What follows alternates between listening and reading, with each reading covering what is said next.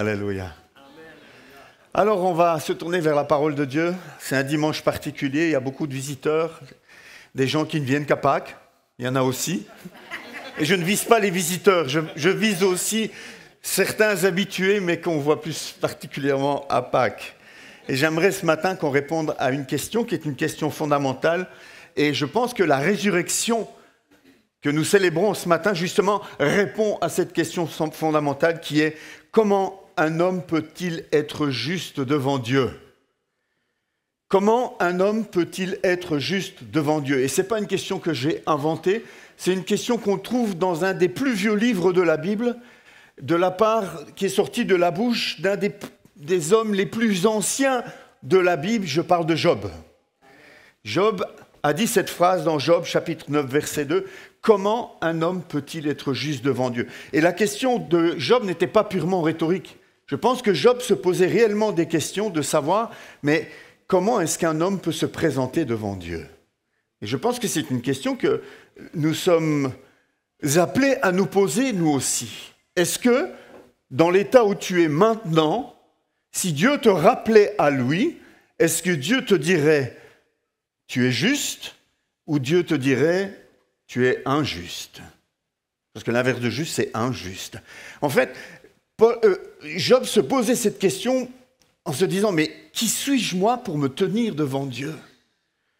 Est-ce que mon cœur est assez droit pour me tenir devant Dieu ?» Job était connu pour être un homme qui faisait extraordinairement bien les choses. Il faisait des sacrifices pour être certain d'eux. Mais en même temps, malgré tout cela, Job se pose cette question, mais est-ce que je suis juste devant Dieu? Est-ce qu'un homme peut être juste devant Dieu? Et je pense que la résurrection est la réponse à cette question. Et nous allons voir cela ensemble ce matin. Pour ça, je voudrais prendre un passage que l'on trouve dans Romains, chapitre 4, versets 23 à 25. C'est l'apôtre Paul qui parle. Martin Luther, le réformateur, a dit que dans les versets que nous allons lire se trouve tout le christianisme contenu. Donc, ce sont des versets importants. Et ces versets disent ceci. « Or, ce n'est pas pour lui seulement qu'il est écrit que la foi a été portée à son compte. » On parle d'Abraham ici. Dans le contexte, j'expliquerai après, mais c'est un contexte où l'apôtre Paul prend Abraham comme exemple. Et il dit, ce n'est pas pour lui, pour Abraham seulement, qu'il est écrit que la foi a été portée à son compte, mais c'est aussi pour nous. Elle sera portée à notre compte puisque nous croyons en celui qui a ressuscité Jésus, notre Seigneur, lui qui a été donné à cause de nos fautes et qui est ressuscité à cause de notre justification. Dans ce texte, il y a 2 fois le mot « ressuscité ». Donc, un texte important. En réalité, une des affirmations les plus fortes de l'apôtre Paul concernant la justification par le moyen de la foi. Alors, c'est un mot compliqué peut-être pour certains, justification. En fait, c'est un mot qui veut dire être rendu juste. C'est du passif. C'est pas moi qui me rends juste devant Dieu. C'est comment puis-je être rendu juste devant Dieu. C'est ça la justification. Et nous allons parler de cette justification. Dans le contexte, je ne voulais pas lire tout le chapitre pour pas que ça fasse trop long, mais dans le contexte qui précède ces versets, l'apôtre Paul parle de la foi d'Abraham. Abraham, c'est le père de la foi. C'est le père des croyants, c'est le père de la foi. Et Abraham, Paul parle de sa foi, et Paul essaye de montrer qu'Abraham n'a pas été justifié parce qu'il était circoncis ou parce qu'Abraham respectait toutes les règles de la loi, puisque la loi n'existait pas encore, elle est venue plus tard au travers de Moïse, et aussi parce que lorsque Dieu fait cette promesse à Abraham, Abraham n'est pas encore circoncis. Donc, Paul, aux Romains, explique qu'Abraham a été reconnu comme juste sur base de sa foi, et non pas parce qu'il a fait des œuvres particulières, non pas parce qu'il était circoncis, non pas parce qu'il a obéi à la loi. Mais alors, sur quelle base est-ce qu'Abraham a été reconnu comme juste? Eh bien, sur la base de sa foi. Mais de sa foi en quoi? Parce qu'ici, il y a plein de gens qui disent « moi j'ai la foi ». Mais si on leur demande d'expliquer la foi en quoi, ça devient tout d'un coup plus compliqué. Mais c'est important de savoir en quoi on a foi. Sinon, notre foi est vaine, elle est vide, il n'y a rien dedans. Ce matin, j'aimerais que nous puissions développer ensemble, c'est quoi notre foi? C'est quoi un chrétien? En quoi notre foi est-elle placée? Abraham, lui, il a eu foi en Dieu. Mais foi en quoi? Foi en ce que Dieu lui a dit. On verra plus tard ce que Dieu lui a dit. Mais c'est parce que Abraham a eu foi, a cru ce que Dieu lui a dit. Quelque chose de dingue. Dieu lui a dit un truc de dingue. Mais il a cru que ce que Dieu lui disait, il était capable de l'accomplir, contre toute apparence. Et parce qu'il a cru à la parole de Dieu, Dieu a dit: je te justifie sur la base de ta foi, Abraham. Comment un homme peut-il être juste devant Dieu? C'est dans Job chapitre 9, verset 2. Comment ne plus être coupable devant celui qui est saint? C'est un peu toutes ces questions que nous allons essayer de voir. Comment puis-je savoir que mes péchés sont pardonnés? Comment puis-je approcher Dieu en prière avec confiance? Comment puis-je affronter la mort sans peur? Comment puis-je penser au jugement dernier sans désespérer et craindre? Comment puis-je penser au jugement dernier sans désespérer et craindre? Voilà les questions contenues dans cette question de Job. Luther disait, c'est la question cruciale. Et en fait, c'est la question que Luther se posait. C'est la question qui taraudait Martin Luther. Martin Luther, ce prêtre, était complètement torturé en lui-même par cette question. Il se flagellait. Luther essayait toutes sortes de méthodes pour s'auto-punir, pour essayer d'être le plus obéissant. C'était un moine qui était reclus dans sa cellule. Mais il ne trouvait pas la paix avec Dieu. Les genuflexions, c'est à un certain âge, je vais commencer à avoir du mal à les faire pour aller chercher de l'eau. Donc, s'il y avait moyen de surélever un peu l'eau... On va acheter une table. Alléluia. Ah, c'est avant même que je... Oh, quelle église merveilleuse. Vous aviez remarqué que j'avais déjà du mal à... Ah, ok, super. Luther était torturé par cette question. Comment puis-je être juste devant Dieu? Et il a essayé toutes sortes de méthodes et tout ce qu'il essayait ne faisait que le rendre encore plus malheureux, encore plus coupable. Il savait que même s'il était un moine et qu'il faisait toutes sortes d'exercices spirituels, il savait qu'au fond de lui-même était tapi le mal.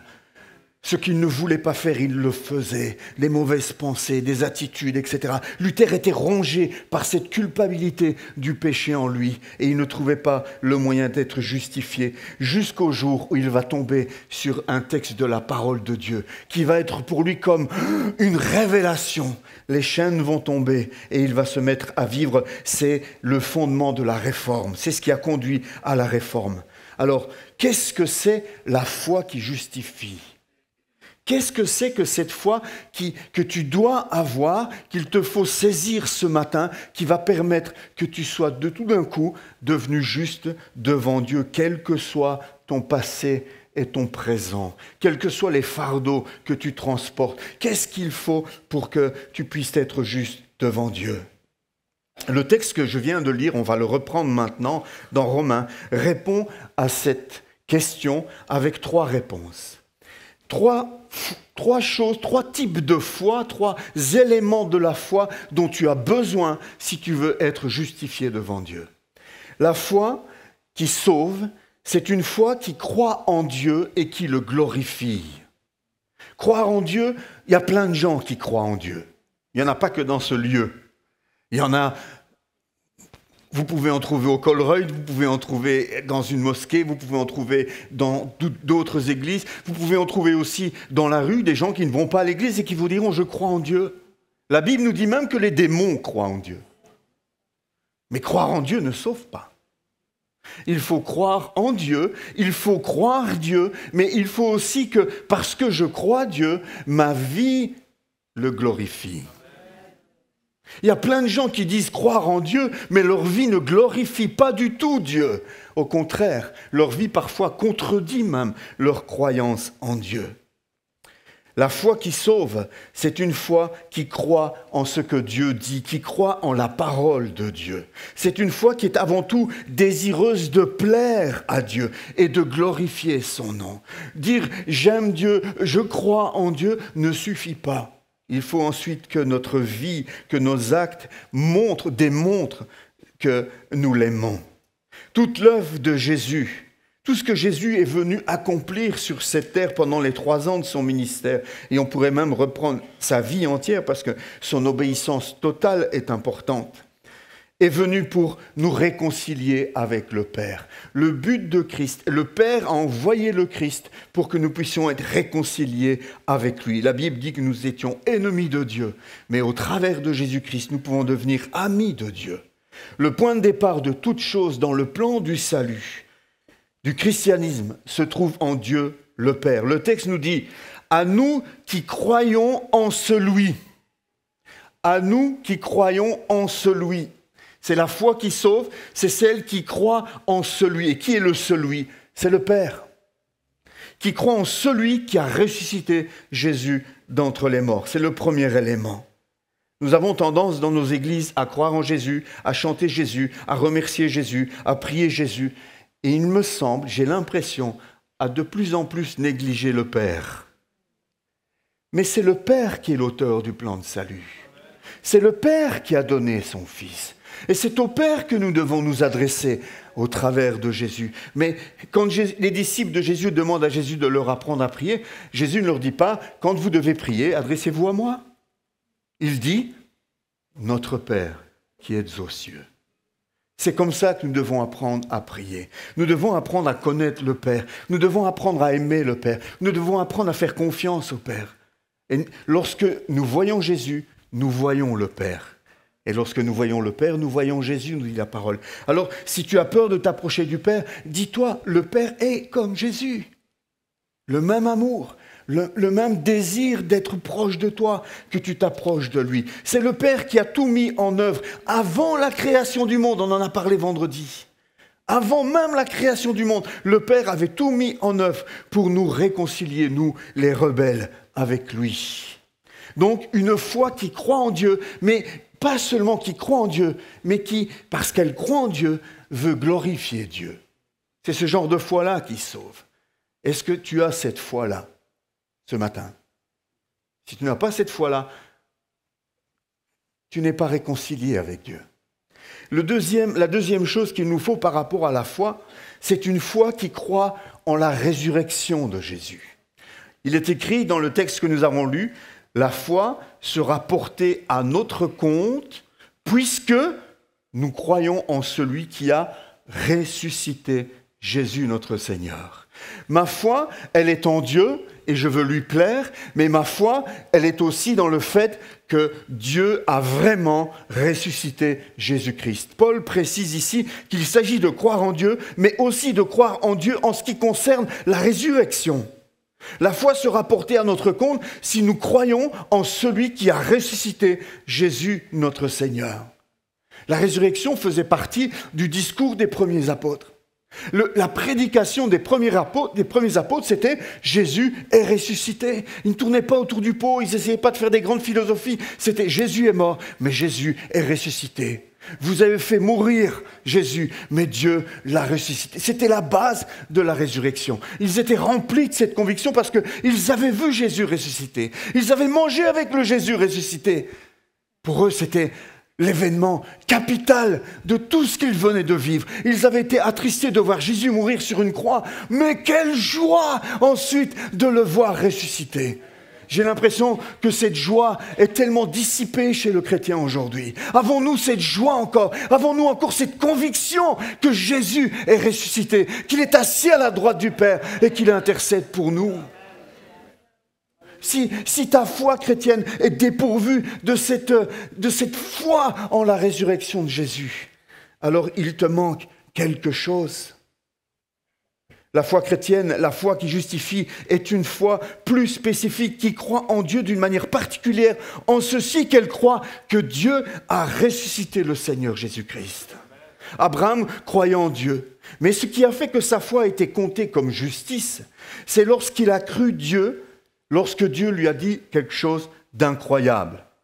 Quoi donc? Eh bien, Dieu vient vers Abraham et lui dit « Abraham, tu auras une postérité aussi nombreuse que les étoiles dans le ciel et les grains de sable au bord de la mer. » Alors on pourrait se dire, bah oui, c'est possible. Non, parce qu'Abraham avait déjà 100 ans.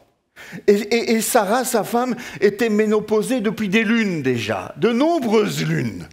Et donc, techniquement, médicalement parlant, techniquement, il était impossible qu'Abraham puisse encore avoir un enfant. Et Dieu lui parle d'autant d'enfants qu'il y a d'étoiles dans le ciel.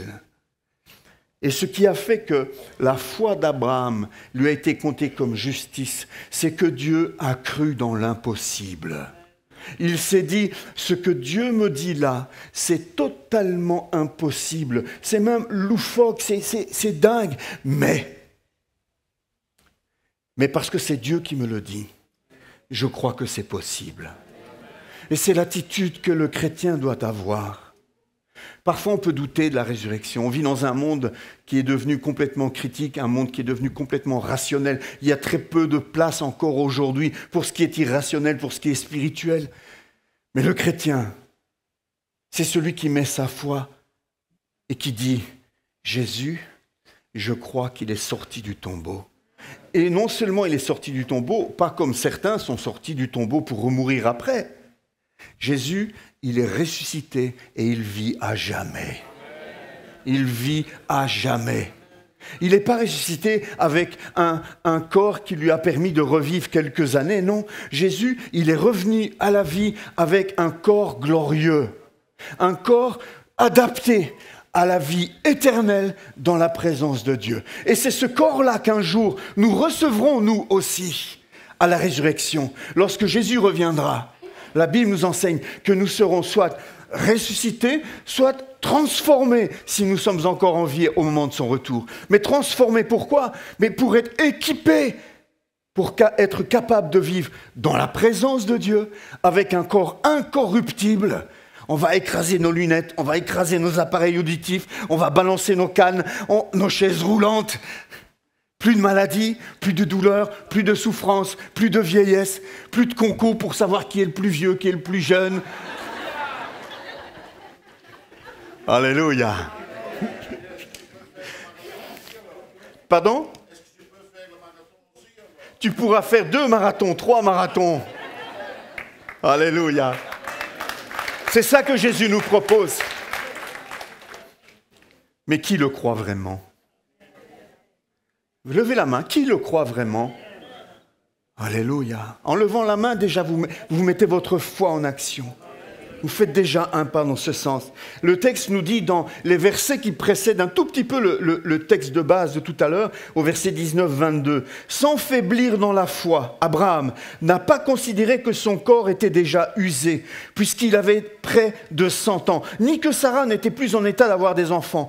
Il n'a pas douté, par incrédulité, de la promesse de Dieu, mais il a été fortifié par la foi et il a rendu gloire à Dieu, car il avait la pleine conviction que ce que Dieu promet, il peut aussi l'accomplir. C'est pourquoi cela lui a été compté comme justice. C'est cette foi-là que tu dois avoir. De la même manière, Dieu dit quelque chose de particulier en ressuscitant Jésus. En ressuscitant Jésus d'entre les morts, Dieu nous dit quelque chose. On va voir ce qu'il nous dit. Et nous devons croire en ce que Dieu nous dit. C'est ça la véritable foi. Une foi qui justifie, elle croit ce que Dieu dit. Une foi qui croit que Jésus, notre Seigneur, est bien ressuscité d'entre les morts. Si tu reconnais publiquement de ta bouche que Jésus est le Seigneur, et si tu crois dans ton cœur que Dieu l'a ressuscité, tu seras sauvé. Romains 10, 9. Tu ne peux pas avoir une véritable foi chrétienne si tu ne crois pas en la résurrection corporelle de Jésus-Christ. En effet, si les morts ne ressuscitent pas, Christ non plus n'est pas ressuscité, et si Christ n'est pas ressuscité, votre foi est inutile. Et vous êtes encore dans vos péchés. 1 Corinthiens 15. La résurrection, frères et sœurs, est vitale, centrale et la base de notre christianisme. La résurrection. Voici maintenant ce que Dieu dit au travers de la résurrection. En fait, on ne peut pas lire une parole de Dieu dans le texte, mais on peut comprendre au travers du texte que Dieu, au travers de la résurrection, Dieu crie quelque chose. Dieu proclame quelque chose. La première chose, Christ a été livré à cause de nos fautes et ressuscité à cause de notre justification. Premièrement, qu'est-ce que Dieu crie? Qu'est-ce que Dieu dit? Au travers de la résurrection, Dieu nous dit, Jésus n'est pas un simple homme. Jésus est mon fils. Jésus est Dieu. La résurrection est une proclamation de la seigneurie de Jésus-Christ, une proclamation que Jésus est le Fils unique de Dieu. L'évangile concerne son Fils qui, en tant qu'homme, est né de la descendance de David et qui, du point de vue de l'Esprit Saint, a été déclaré Fils de Dieu avec puissance par sa résurrection.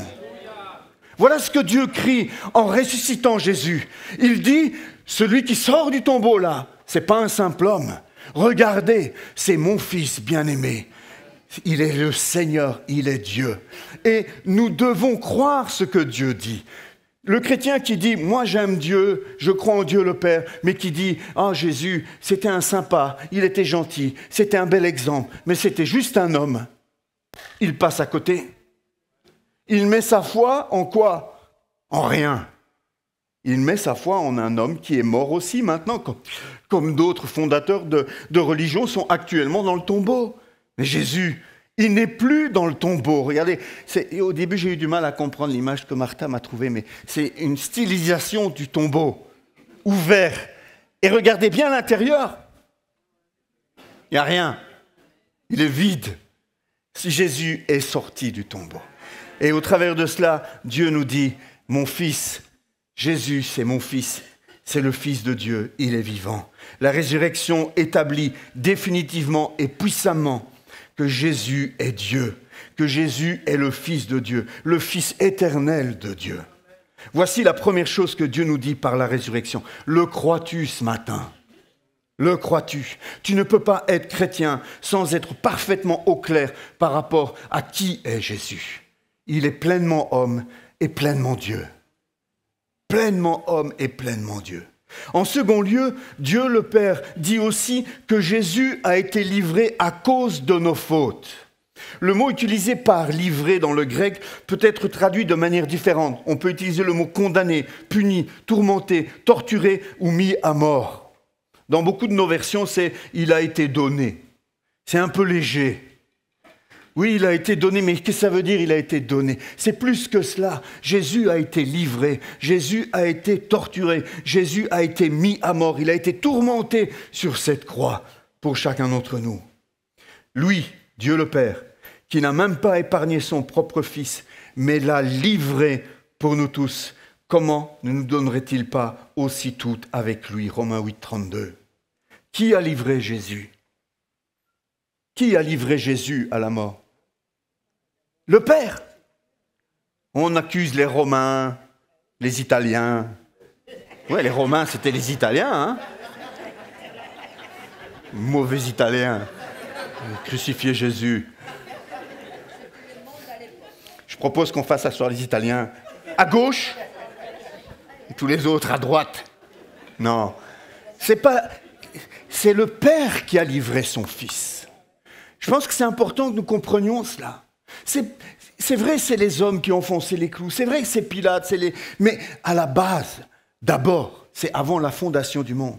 Le Père avait prévu un plan de salut pour chacun d'entre nous et il a livré Jésus. Le Père a livré son Fils à cause de nos offenses, à cause de nos fautes. Tout ce qui s'est produit pendant le procès de Jésus, son arrestation, son procès, sa crucifixion, était conduit par Dieu. Le psaume 22, Ésaïe 53, nous raconte exactement, des centaines et des centaines d'années avant, ce qui allait se passer à la croix. Tout était programmé. Et quand ils cherchaient un moyen d'accuser Jésus, ils n'en trouvaient pas, c'est finalement Jésus qui leur a donné le moyen, parce que ça tournait en rond. Jésus s'est livré pour nous. Il a été obéissant au Père. Et le Père nous a livré Jésus à cause de nos offenses. Pourquoi le Fils de Dieu a-t-il été livré? Est-ce que cela pouvait être évité? Bien sûr, cela pouvait être évité. Mais alors, il n'y avait pas de solution pour nous, pas de réconciliation possible. Non, ça ne pouvait pas être évité aux yeux du Père qui nous voulait avec lui, qui nous voulait, qui nous aime. À cause de nos offenses, cela ne pouvait être évité. Le salaire de mon péché, c'est la mort. Il fallait que quelqu'un meure. Et Dieu ne voulait pas que ce soit moi qui meure. Il ne voulait pas que ce soit Arthur. Dieu voulait que nous vivions. Alors il a livré son Fils Jésus, comme un agneau sans défaut et sans tache, le seul qui avait la capacité de mourir et de porter nos fautes. Tous ont péché, en effet, et sont privés de la glorieuse présence de Dieu, mais ils sont déclarés justes par sa grâce. C'est un don que Dieu leur fait par le moyen de la délivrance apportée par Jésus-Christ. C'est lui que Dieu a offert comme une victime destinée à expier les péchés pour ceux qui croient en son sacrifice. Romains 3, 23 à 25. Celui qui était innocent de tout péché, Dieu l'a condamné comme un pécheur à notre place pour que dans l'union avec le Christ, nous soyons justes aux yeux de Dieu. 2 Corinthiens 5, 21. Le crois-tu ce matin ? Crois-tu que non seulement Jésus est ressuscité, que non seulement Jésus est le Fils de Dieu, mais crois-tu aussi que c'est à cause de tes offenses qu'il a été livré ? Ça fait partie de la foi que nous devons professer. Croire en Jésus seul ne suffit pas. Il faut croire qu'il est mort pour nos offenses. Le crois-tu ? Le Père a pris nos offenses et les a mises sur le Fils. Il a puni ses offenses en Christ. La foi qui sauve croit cela. Le Fils de Dieu est mort, car c'était la seule manière de régler le problème de nos péchés. En effet, Dieu était en Christ. Il réconciliait le monde avec lui-même, et en ne chargeant pas les hommes de leurs fautes, et il a mis en nous la parole de la réconciliation.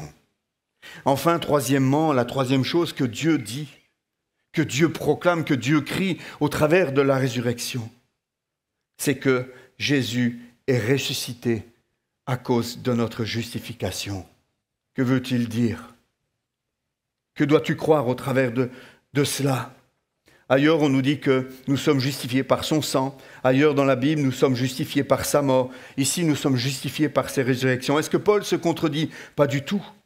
On ne peut pas dissocier sa mort de sa résurrection. Sa mort nous parle de son sang, mais sa mort amène à la résurrection. La résurrection de Jésus, je vais faire une genuflexion. Oh. Ça marcherait là ? Peut-être que je ferai plus attention, je bougerai moins. La résurrection de Jésus, frères et sœurs, ce que nous célébrons aujourd'hui, c'est le cri de Dieu, c'est la proclamation de Dieu. Et qui dit quoi ? C'est la proclamation de Dieu qui dit « Ce que mon Fils a accompli est parfait et je l'accepte. Le sacrifice de mon Fils sur la croix est tout suffisant pour que vous soyez pardonnés. » C'est ça que Dieu crie aussi au travers de la résurrection. Si Christ était resté dans le tombeau, ça aurait simplement signifié que le Père n'acceptait pas, ne validait pas l'œuvre de Jésus à la croix. C'est qu'il y aurait eu quelque chose qui n'allait pas.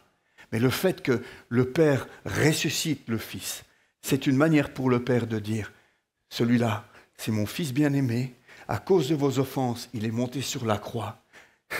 Mais parce qu'il a accompli est parfait, parce qu'il était sans défaut et sans tache, la mort ne pouvait pas le retenir.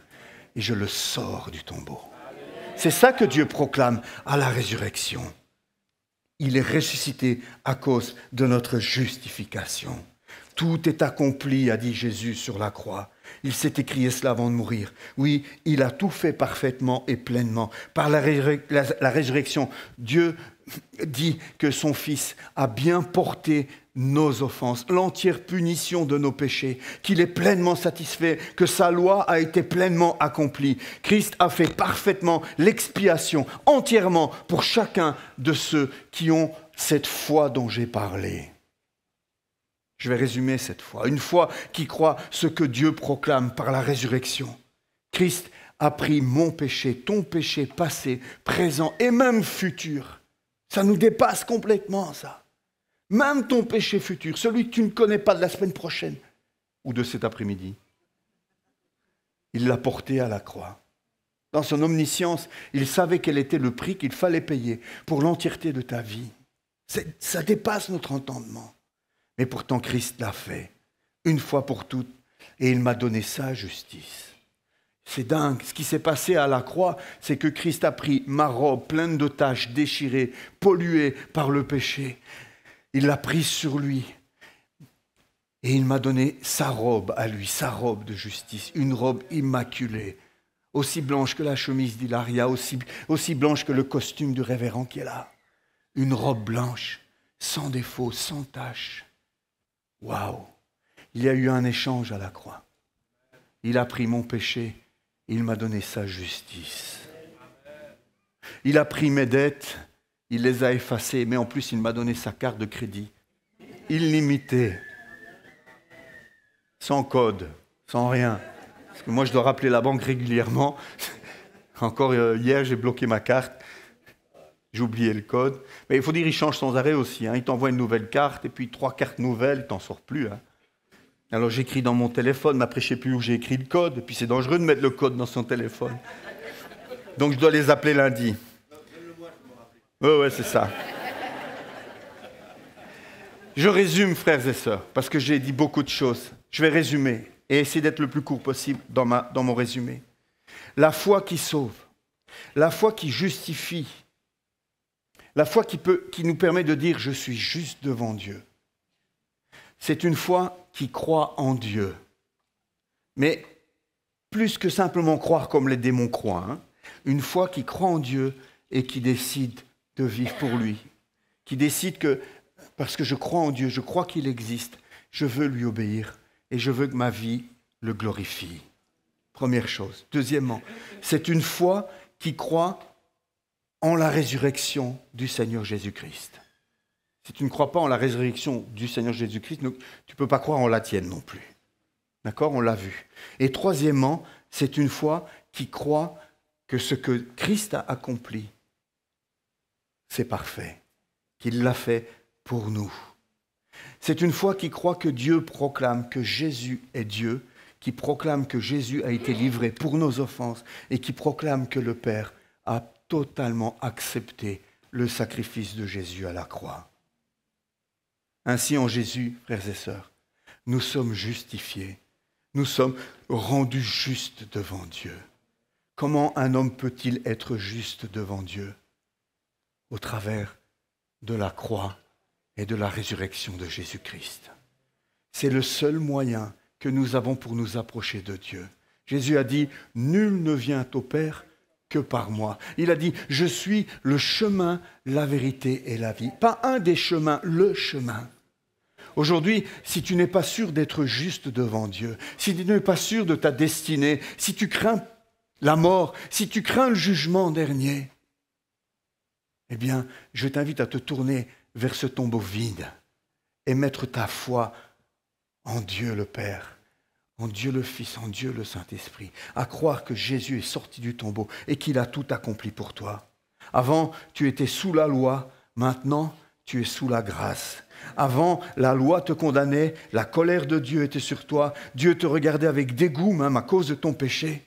Tu étais ennemi de Dieu, privé de sa présence et de sa gloire. Maintenant, si tu mets ta foi en Jésus, au travers de la mort et de la résurrection, si tu crois, tu es enfant de Dieu. Tu passes du statut d'ennemi de Dieu, étranger ennemi de Dieu, au statut d'enfant de Dieu.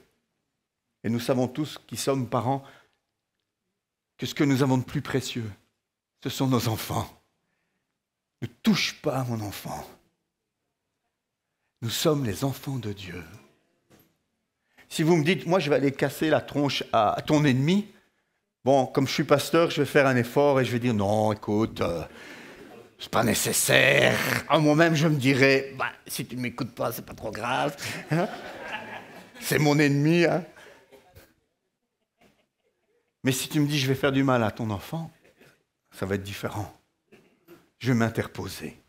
Je vais faire ce qu'il faut pour, je vais m'interposer. C'est ce que le Père fait. Il s'interpose.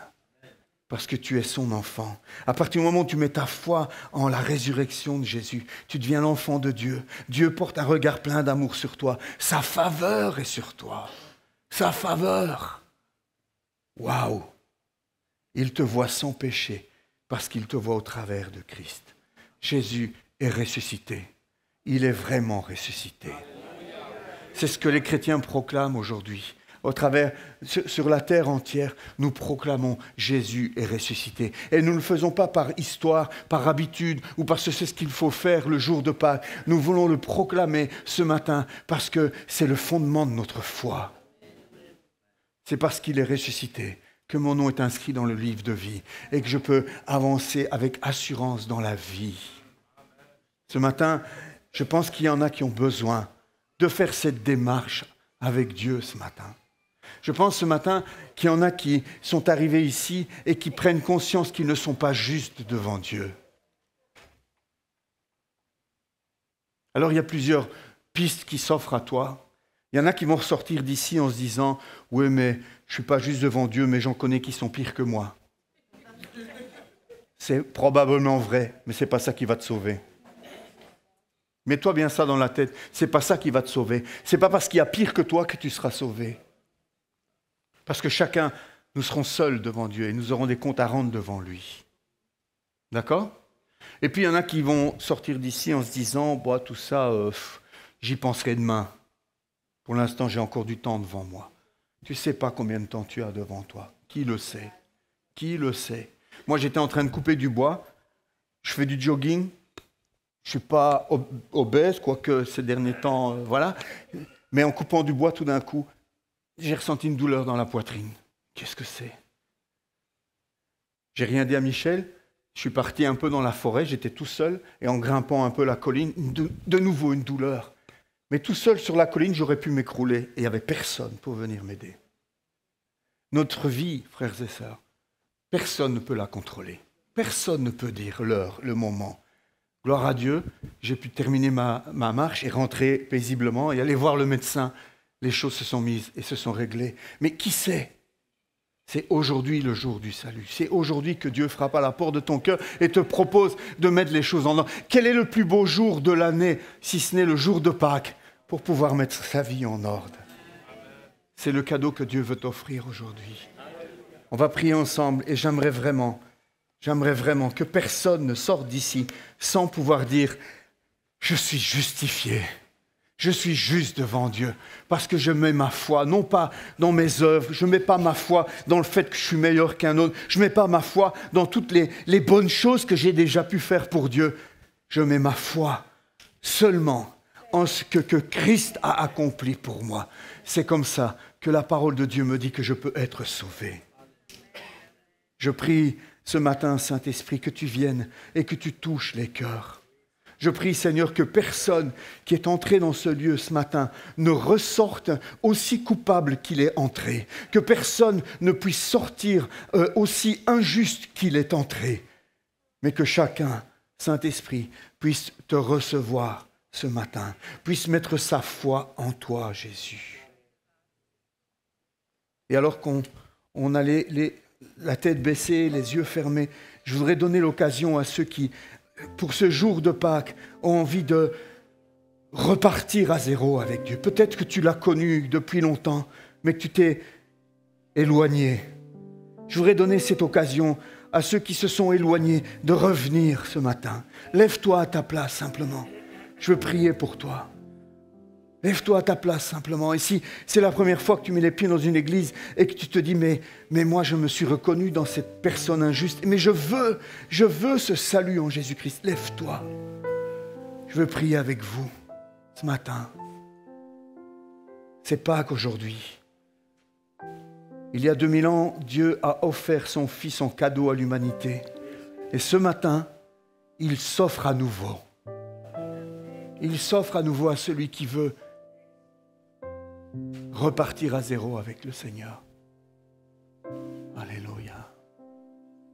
Seigneur Jésus. Merci Seigneur.